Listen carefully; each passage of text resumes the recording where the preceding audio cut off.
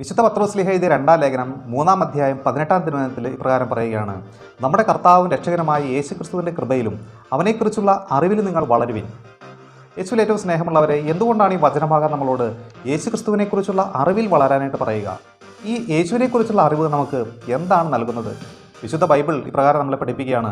വിശുദ്ധ പത്രോസ്ലീഹ എഴുതിയ 2-ാം ലേഖനം 2-ാം അധ്യായം 20-ാം തിരുവചനത്തിൽ പ്രകാരം പറയുന്നു: നമ്മുടെ കർത്താവും രക്ഷകനുമായ യേശുക്രിസ്തുവിനെക്കുറിച്ചുള്ള അറിവ് മൂലം അവർ ലോകത്തിൻ്റെ മാലിന്യങ്ങളിൽ നിന്നും രക്ഷ പ്രാപിക്കുന്നു.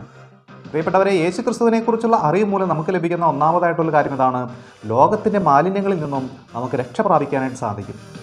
രണ്ടാമതായി, വിശുദ്ധ പത്രോസ്ലീഹ എഴുതിയ 2-ാം ലേഖനം 1-ാം അധ്യായം 2-ാം തിരുവചനത്തിൽ പ്രകാരം പറയുകയാണ്: ദൈവത്തെയും നമ്മുടെ കർത്താവായ യേശുക്രിസ്തുവിനെക്കുറിച്ചുള്ള പരിപൂർണമായ പരിജ്ഞാനം മൂലം നിങ്ങളിൽ കൃപയും സമാധാനവും വർദ്ധിക്കട്ടെ. അപ്പോൾ യേശുക്രിസ്തുവിനെക്കുറിച്ചുള്ള പരിപൂർണമായ പരിജ്ഞാനം മൂലം, അറിവ് മൂലം നമ്മളിൽ ദൈവകൃപയും സമാധാനവും വർദ്ധിക്കുന്നു.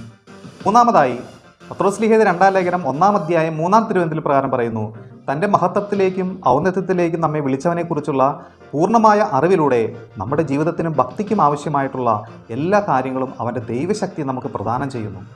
അപ്പോൾ യേശുക്രിസ്തുവിനെക്കുറിച്ചുള്ള അറിവ് മൂലം നമ്മുടെ ജീവിതത്തിനും ഭക്തിക്കും ആവശ്യമായിട്ടുള്ള എല്ലാ കാര്യങ്ങളും യേശുവിലൂടെ നമുക്ക് ലഭിക്കുമെന്ന് വാഗ്ദാനം ചെയ്തിരിക്കുകയാണ്. ഈ 3 അനുഗ്രഹങ്ങളാണ് യേശുക്രിസ്തുവിനെക്കുറിച്ചുള്ള അറിവ് മൂലം നമുക്ക് ലഭിക്കുക. അതിനാൽ സ്നേഹമുള്ളവരെ, അനുദിനം യേശുക്രിസ്തുവിനെക്കുറിച്ചുള്ള അറിവിൽ വളരുവാൻ നമുക്ക് പരിശ്രമിക്കാം. പരിശുദ്ധാത്മാവ് നമ്മെ ശക്തിപ്പെടുത്തട്ടെ. ആമേൻ.